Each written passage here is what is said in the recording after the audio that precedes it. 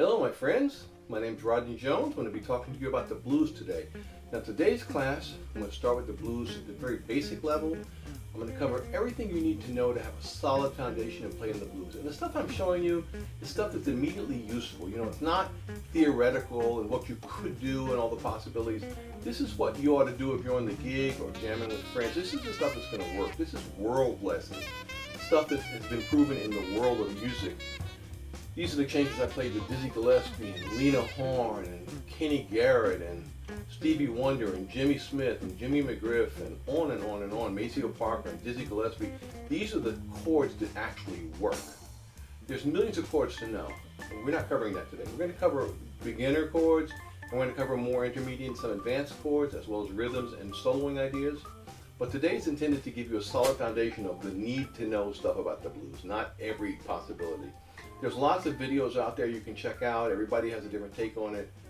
What makes this unique is the people that has been tried and tested with. These things work. They work every time, and these are the need to know, must know blues foundational things. So we're going to start with blues and B flat. Now the basic chords for B flat blues, we're playing B flat 13. We're going to be playing E flat 9. And we're going to be playing back to B flat 13.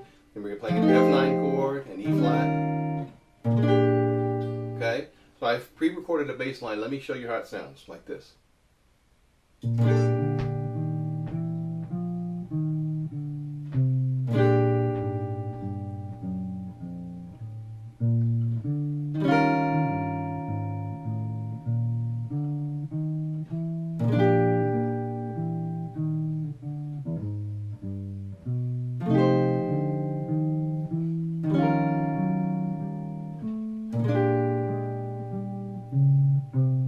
Break it up a little different.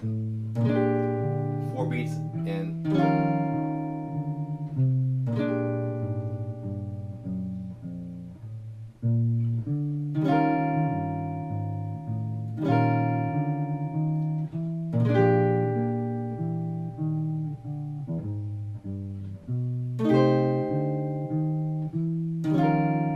I'm adding an F7 sharp 9.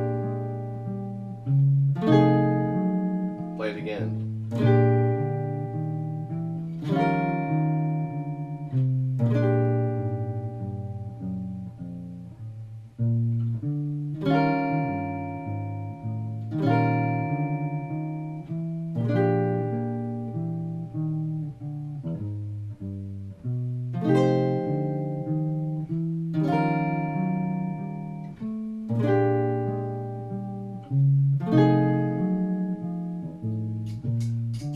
So those are your basic blues changes, really basic. Now the rhythm you should be using with that is what's the Charleston rhythm. This is the most important rhythm for comping in jazz guitar. And that's a dotted quarter to an eighth note. It's like this. 1, 2, 3, 4. 1, 2, 3, 4. 1, 2, 3, 4. 1, 2, 3, 4.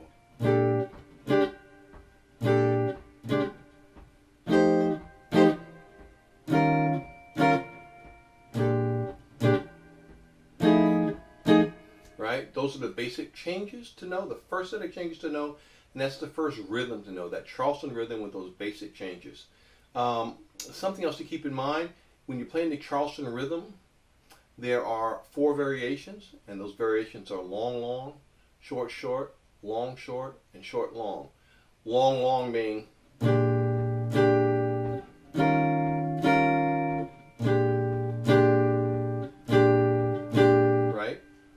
short, short being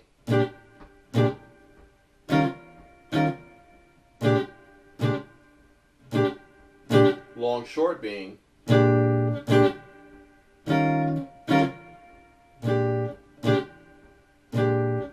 short, long being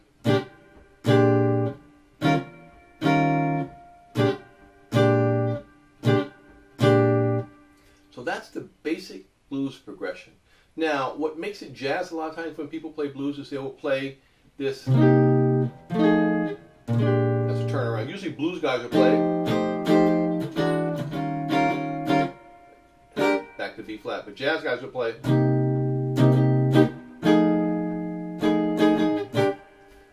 Let me show you what that sounds like.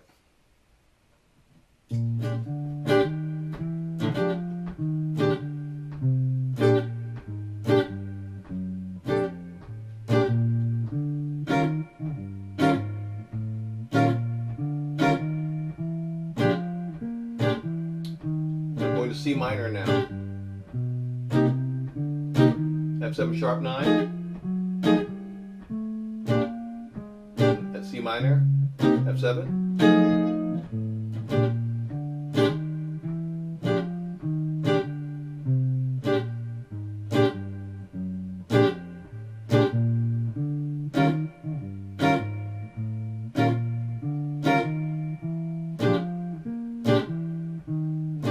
C minor,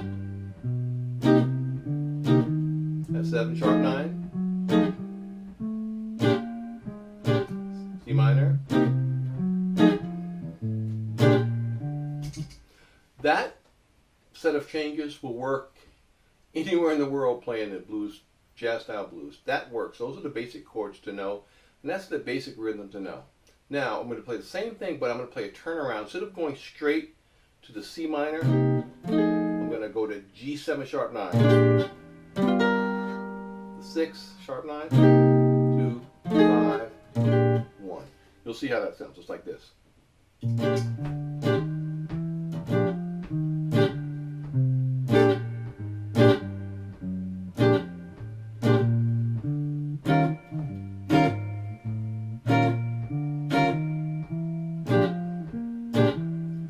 G7 sharp 9, C minor, F7 sharp 9, now the G7th again, B flat, C, F. I'll play it again.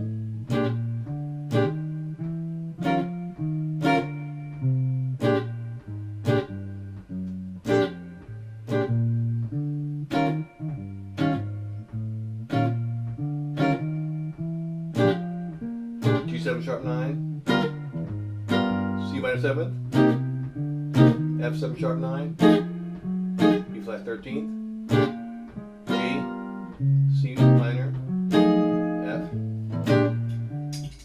So those are your basic blues set of changes. Those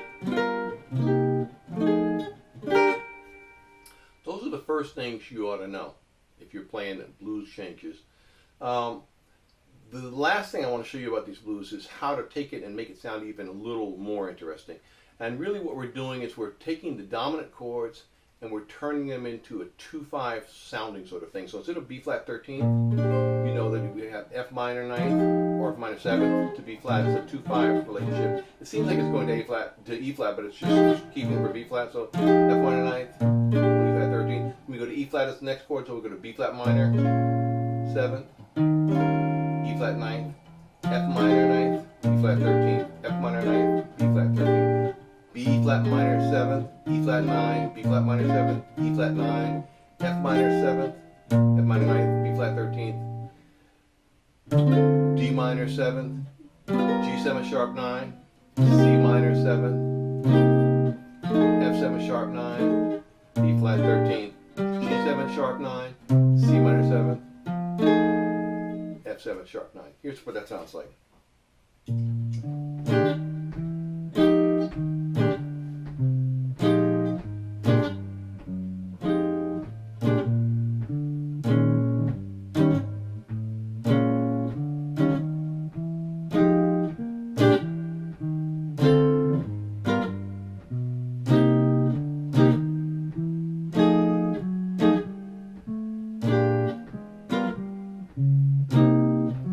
Play it again.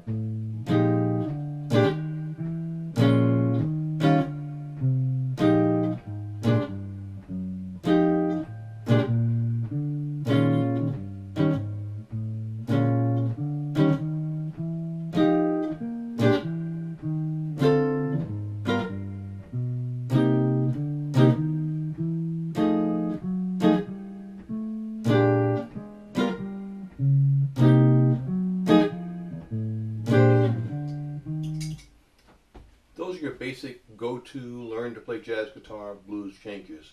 They're going to work every time. Okay? So now I want to talk to you a little bit about the solo concept of playing on blues. Now, you've probably heard about the pentatonic scale or blues scale, that sort of thing. And indeed, those are good things to know. The first scale you want to know, of course, is the pentatonic, a minor pentatonic, which is B flat, D flat, E flat, F, A flat, B flat repeats itself.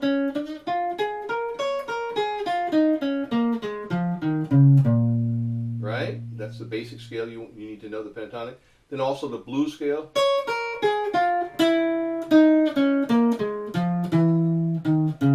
We're adding flat 5 in there.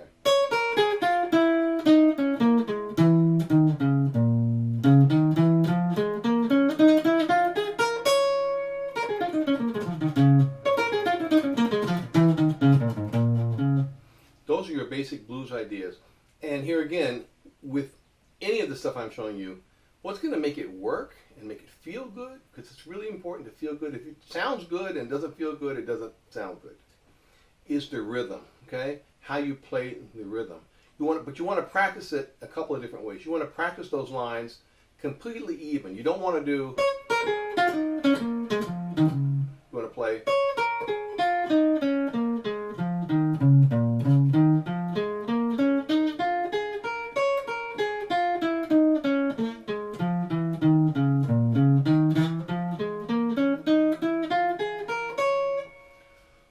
A lot of the rhythms and phrasing in jazz comes from the accenting, and it sounds like something than it is. If I go,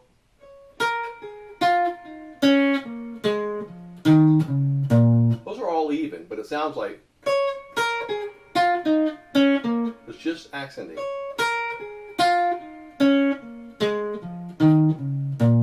Great jazz soloists not only have a melodic and motivic arc to their solos, but they also have a dynamic arc and a rhythmic arc. The way that they're putting the time together and the rhythmic feel has a dynamic sense, a dynamic pulse to it, which is the hallmark of great jazz players. Players that play everything even and steady, that there's a whole way of playing that way, and it's popular, and there's nothing wrong with that, but it's not as sophisticated or advanced and does not swing, in my opinion, like the rhythmic and dynamic playing.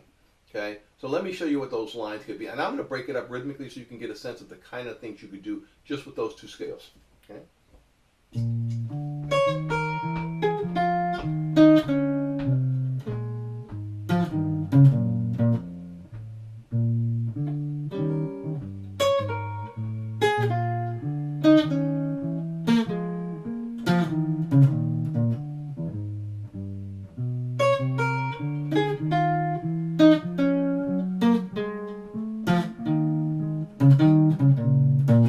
Another variation.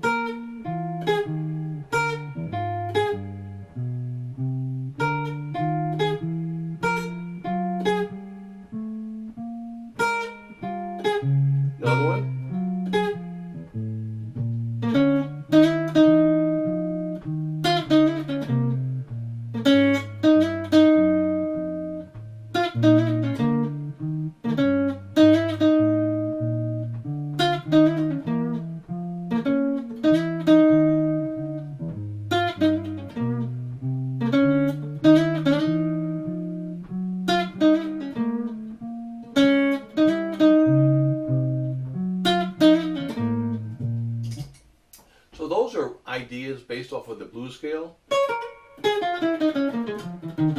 pentatonic scale. Okay, those are great things to do. They work. They sound great when you play them, if you're playing them with a good rhythm and swinging. There's another element, which are ideas and phrases. So it's a little different than just playing scales or just playing patterns out of scales. They're actual statements, the way you would say, and therefore. That's a statement. You know, it's not just part of a bigger narrative. So let me demonstrate that, what a statement would be. And a good source of these, if you want to learn the blues and blues statements, as a guitar player, Grant Green is a fantastic resource. Any of his early records, Green Street, Solid, Talking About, any of those records, Grant plays relatively slow and relatively simple, but beautifully swinging and amazingly in the pocket and perfectly executed lines. A great resource to begin to transcribe ideas that you might like when you listen to it. I'm going to show you some examples of musical ideas, statements that you could include. These would be some must-know statements. If you're going to play blues, these are things you're expected to know. You get on a bandstand and you don't know these, you don't really have a passport to be on that bandstand, okay? So some of those things would be like this.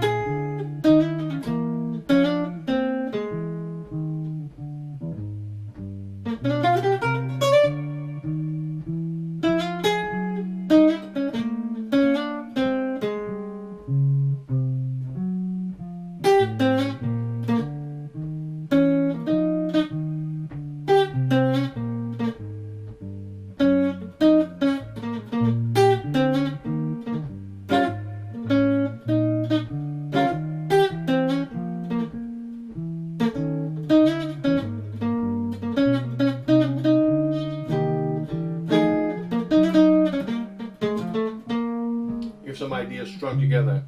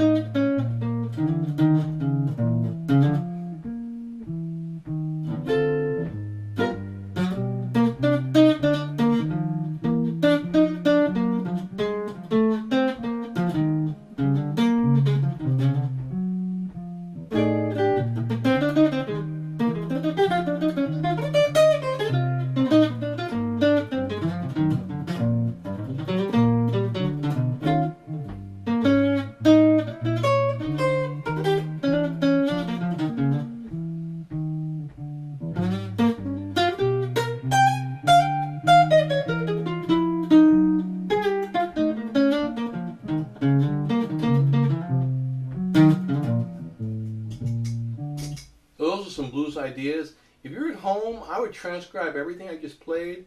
I may have it written out for you by the time you view this, but if I have it, I would definitely transcribe it, learn it, slow it down, rewatch the video, check it out, and learn those things. Those are some foundational blues things that you ought to know. Fantastic ideas that will get you started in the world of blues and have you up and running in no time playing the blues. Here's something good to remember. Everyone that you like that plays jazz, I don't care if it's the people behind me, Miles and Coltrane and Dizzy and Kenny Burrell and George Benson and on and on and on, McCoy Tyner, they all started where you are. You know, we all started from the same place. So whatever it seems like to you where you are, well, everybody's there. You know, it's just doing the work consistently, getting a little bit better every time. Sometimes you're not going to see the progress week to week. Sometimes learning an instrument is not necessarily linear. Learning the language of jazz is not linear. But if you keep working at it, you'll go forward and back. But the back won't be quite as far as you were when you started. And you'll go forward and back and forward and back. And after a year, you really made a lot of substantial progress. It's really important. Another tip, if you want to learn this vocabulary, like I said about Grant Green, listen to the masters who play the music.